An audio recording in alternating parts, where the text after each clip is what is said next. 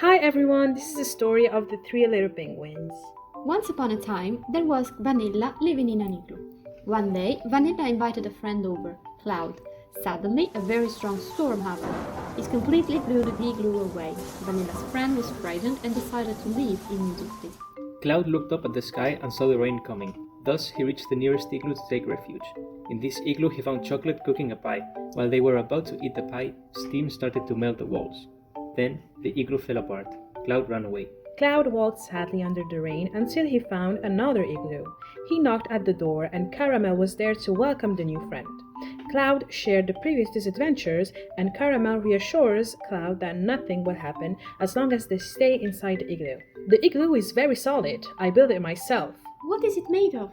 The igloo is made of our values.